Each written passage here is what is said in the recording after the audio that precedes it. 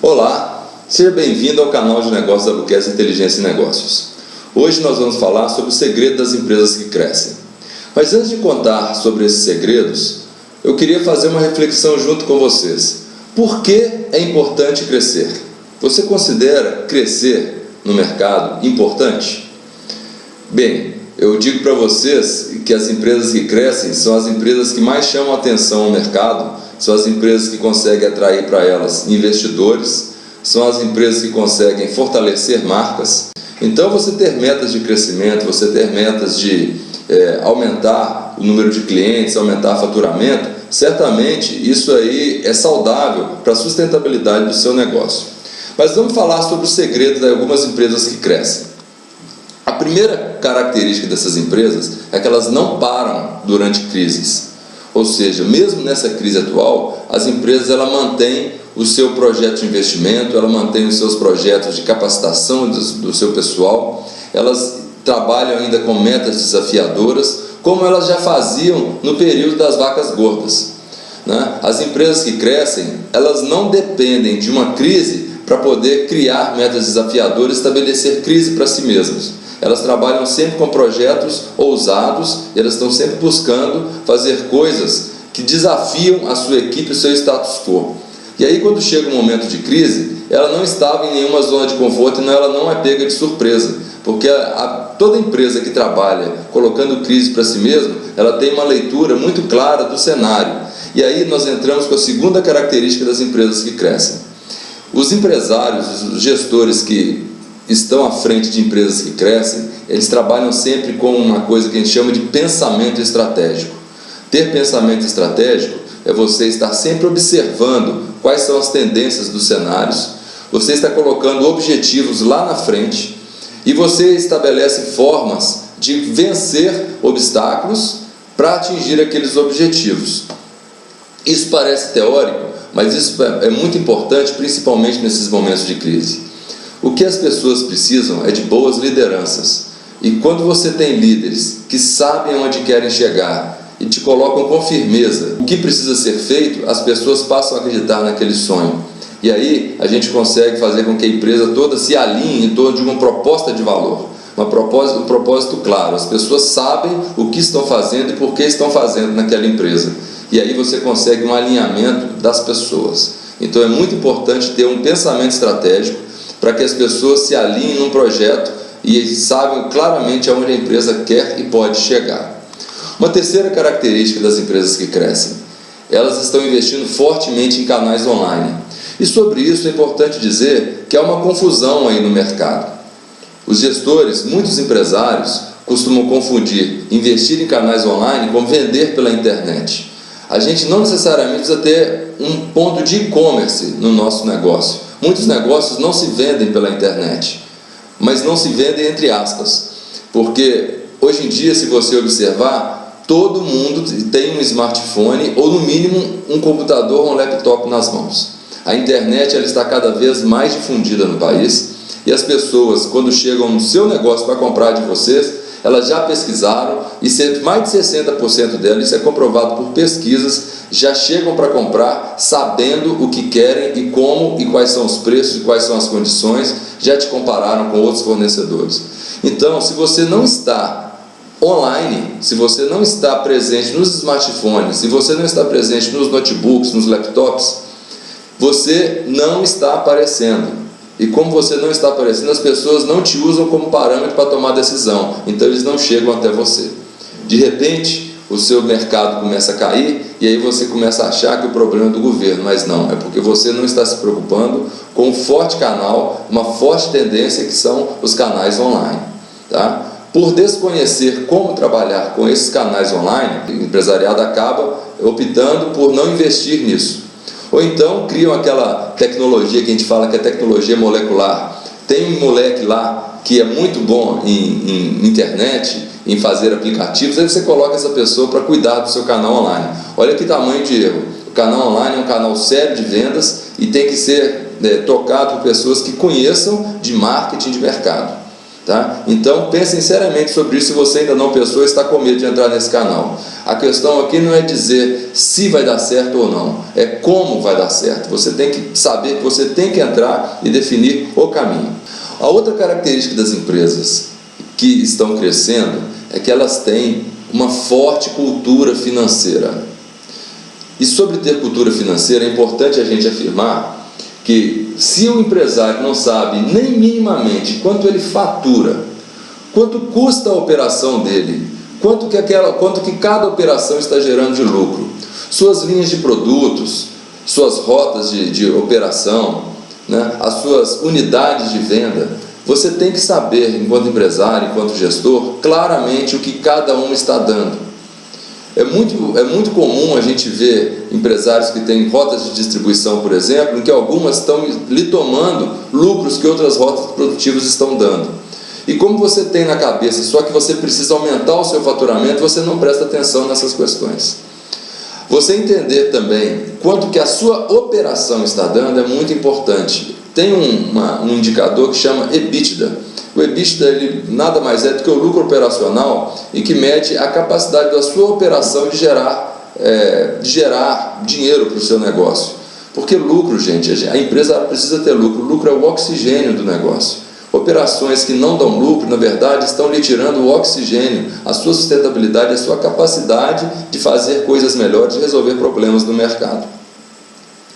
Então, o EBITDA, ela te mede a capacidade da sua operação de te gerar resultados. Você pega lá do que você vendeu, paga os impostos, vê quanto custou a sua estrutura e tira desse valor, principalmente as empresas que trabalham com lucro real, os valores de depreciação, os custos financeiros, porque às vezes você tem que pegar empréstimos, né, para poder bancar uma operação, você tira esses custos financeiros também, as taxas, e você vai ter então um seu resultado mais cru, que é o resultado operacional. Depois tem algumas operações que são as não operacionais, como compra e venda de ativos, como caminhões ou como imóveis. Foi muito comum nesse boom que teve no mercado imobiliário, empresas tiraram recursos do seu negócio para investir na compra de apartamentos, lotes, fazendas, e agora talvez vão ter que repor. Aquilo não fazia parte do negócio, aquilo era uma atividade não operacional e que muitas vezes isso teria que ser computado até como retirada dos sócios, porque isso não tem nada a ver com o negócio principal da sua empresa, na maioria das vezes. Eu digo muitas vezes que, apesar de que a maioria dos empresários, quando percebem problemas no seu negócio, eles buscam consultoria financeira, eu falo que os dados financeiros são como termômetros do seu negócio. Atrás desses dados existem uma série de outros fatores que estão impactando nos seus números, né? Toda empresa ela tem que ser conectada com uma engrenagem. Então nós temos a área financeira, nós temos a área de operação, as pessoas e nós temos a área de mercado.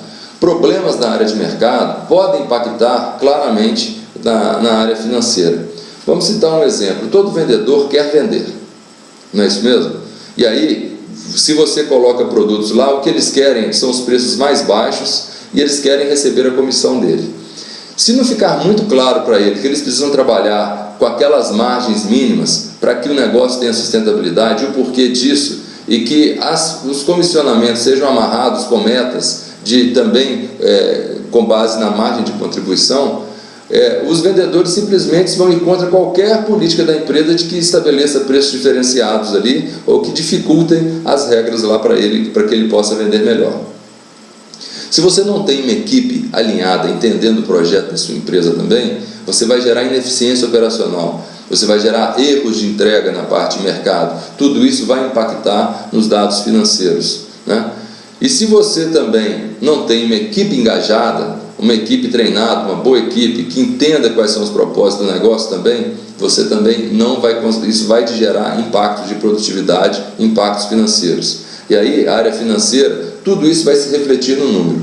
Portanto, quando as empresas que têm essa cultura financeira, quando elas analisam os seus números e veem que eles estão aumentando ou diminuindo, além de saber que eles estão aumentando ou diminuindo, eles conseguem fazer inferências também qual o problema, aonde está o problema das operações. E aí ele toma medidas, e aí antes que o problema se agrave e chegue num ponto de a empresa estar seriamente endividada com uma inviabilidade financeira, antes disso acontecer, eles já tomaram algumas decisões. Então a empresa pode até quebrar, mas não por imprevidência, tá certo?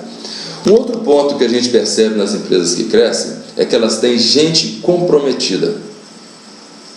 E essa questão de ter gente comprometida, a gente costuma ver empresários que falam o seguinte: eu não tenho funcionários, eu tenho problemas. Pensem, se as pessoas são a solução para o nosso negócio, como que a gente pode ter problemas no lugar de pessoas para nos ajudar? Isso é simples. A gente erra muitas vezes na hora de contratar, a gente contrata currículo e demite por comportamento. E quando você pergunta para as pessoas o que vocês estão fazendo, muitas vezes elas não têm uma noção clara de como é a operação toda da empresa. Elas não sabem qual que é o propósito, qual que é a proposta de valor do negócio. Os objetivos pessoais desses funcionários são simplesmente trabalhar e ao final do mês receber o seu salário. Se eles não têm uma causa para trabalhar, se eles não sabem em qual engrenagem, em qual parte da engrenagem eles estão encaixados e qual a importância deles, e eles se sentirem valorizados por aquilo, essa turma não se engaja. Aí a gente não tem uma equipe comprometida. Então nós precisamos saber contratar, nós precisamos saber orientar, a empresa precisa de uma proposta clara de valor, e isso tem a ver com a questão do pensamento estratégico. A empresa tem que mostrar claramente qual que é a função de cada um e quais os impactos de uma atitude negativa ou positiva dessas pessoas no negócio. E quem ajuda a empresa a ganhar dinheiro tem que ser premiada por isso. As empresas que conseguem fazer isso de uma forma bem feita têm uma equipe bem engajada. E finalmente, a gente precisa trabalhar uma questão aqui, que é a capacidade da empresa de gerar valor. As empresas que estão crescendo, elas estão mostrando que elas conseguem gerar valor para os seus clientes. E o que é gerar valor para os clientes? É muito mais do que vender produtos mais caros, é muito mais do que fazer vendas mais caras. Aqui a gente não está falando de ticket médio, tudo isso pode ser até uma consequência, mas gerar valor tem a ver com entregar no seu produto a sensação de que o que as pessoas estão pagando por ele tem valido a pena. Isso é gerar valor. Então, quanto mais sintonizado com o porquê as pessoas compram o seu produto, quanto mais empatia a empresa tem com seus clientes, no sentido de saber o que as pessoas vão fazer com aquele produto que ela vende, como que aquele produto resolve problemas no dia a dia, e de forma muito clara você conta para eles a forma que esse produto pode ajudá-lo a resolver os problemas, né? E fazer um trabalho de pós-venda, de manutenção daquele relacionamento com o cliente, você de fato está gerando valor para o seu cliente, tá? Então, tem um caso muito interessante, né, sobre a evolução do marketing. A gente fala que o marketing está evoluindo. O marketing, nós já estamos numa versão 3.0 do marketing. Dizem até que já tem versão 4.5, mas vamos falar aqui dessa questão da evolução. As indústrias, elas começaram criando produtos de forma e processos de forma que pudesse fazer escala, ou seja, produzir uma quantidade suficiente que pudesse atender a muitas pessoas e aí redução de custos. Só que mais do que produto, as empresas elas têm que entender de gente. Então, quando compro um produto, eu quero aquele produto para resolver um problema meu. Então, se a empresa não entende qual que é o meu problema, não entende quem que é o Rafael, se as pessoas não entendem o que eu preciso, essas empresas dificilmente vão conseguir manter um relacionamento estável comigo, a não ser que eu, por conta própria, me encante com aquele produto. Mas às vezes a empresa não me ofereceu um produto, elas não me ofereceu uma solução de fato para um problema que era meu. Todo mundo fala hoje em dia que oferece soluções, mas se a gente pergunta qual que é o problema que a sua empresa ajuda a resolver, o empresário engasga. Então é muito importante essa empatia com o cliente. Então vá, pergunte, se relacione com as pessoas, tentem ter uma noção clara de qual o problema e como o seu problema está resolvendo as questões das pessoas que estão buscando produtos e seu produto no mercado. As pessoas buscam produtos e serviços que as ajudem a executar tarefas de sua vida. Quem disse isso foi Clayton Christensen, da Harvard Business School. E a gente não pode desconsiderar essa fala. Outra estratégia que tem funcionado muito bem é a estratégia da cooperação empresarial. Vários empresários, quando encontram com algum outro empresário que compete com ele no mesmo mercado, eles costumam nem se conversar. Se um está passando de um lado da rua, é comum que o outro até atravesse a rua para passar na outra calçada, para evitar sequer qualquer contato. Isso não é interessante, talvez nem muito inteligente. Pensem, se as empresas estão em patamares parecidos, se elas estão competindo no mesmo mercado, muito provavelmente elas compartilham de problemas semelhantes. E à medida que você se ajunta com outro empresário e comece a compartilhar problemas e compartilhar também a busca de soluções muito interessantes costumam aparecer. Tem vários casos de empresas que se sucederam muito melhor depois que passaram a cooperar do que quando estavam lutando sozinhas no mercado. Na cooperação, o interessante é quando a soma dos esforços gera resultados para ambas as partes. Na competição, é um tentando quebrar o outro. Então, que tal ter o seu concorrente te ajudando a ter resultado, enquanto você o ajuda a ter resultados melhores? Na somatória, todos ganham, inclusive o mercado. Clube das Tintas, que é um grupo de varejistas aqui na região metropolitana de Belo Horizonte que se juntou, eles conseguiram resultados muito interessantes comparados ao setor. Enquanto todo o setor de construção civil, mais o setor de tintas, mais as grandes marcas têm percebido queda no faturamento, essas empresas têm aumentado as vendas. Em 2015, o crescimento médio dessas empresas foi de 10%, enquanto o mercado chegou a cair até 40%. Para a sua análise, ao lado esquerdo está o mercado de construção civil e o mercado de tintas, e ao lado direito do gráfico os principais concorrentes do Clube das Tintas no mercado de Belo Horizonte. E tem vários exemplos em diversas centrais. Tem alguns casos, como no setor de farmácias, ou a empresa ela participa dessas redes, ou ela é muito grande, ou então ela está certamente fadada ao insucesso. Outro conceito muito importante das empresas que crescem é que essas empresas inovam. Para você agregar valor à sua marca, você tem que estar buscando sempre trabalhar com a estratégia de inovação no seu negócio. Inovação não é fazer nada super tecnológico, não é nada disso, não. Inovação é arrumar formas novas de gerar receita nova para o negócio da gente. E quanto mais a gente sintonizar para os caminhos que o mercado está tomando, mais fácil fica inovar. Inovar tem a ver com a nossa cultura também. Tem empresas que têm uma cultura mais de tradicionalismo e tem empresas que têm uma cultura de maior ousadia. O fato é que as empresas que não inovam, elas tendem a cheirar a mofo. E empresas que cheiram a mofo, elas têm cheiro ruim. E quando a gente tem cheiro ruim, a gente mesmo não sente. Precisa de alguém nos dizer. E normalmente quem vem nos dizer que nossa empresa não está cheirando bem é o mercado, mas ele não te fala isso claramente. Ele te fala isso deixando de comprar de você. Muitos apontam o momento 3 como o momento de inovar. Porém, observe que no momento 3, o seu mercado não está crescendo mais, o seu faturamento já está caindo e você não terá chance de erro. Enquanto no momento inicial, no momento 1, você tem todo o mercado a seu favor. Da mesma forma, o momento número 2, ele não é o mais aconselhável, mas geralmente é o momento que as empresas percebem que as coisas não estão cheirando muito bem. Nesse momento a empresa pode inovar, ela correrá um susto, o mercado não atuará a seu favor, mas ela ainda assim terá chance de sobrevida, diferente do momento 3. Finalmente, as empresas que crescem, elas têm investido fortemente em conhecimento. Quanto custa o conhecimento? É caro? Provavelmente, mas é muito mais caro a falta dele no seu negócio. Esse é um custo que às vezes não dá para medir. Ineficiências em relação à gestão financeira, à gestão de produção, à gestão de pessoal, eles geram custos que são enormes.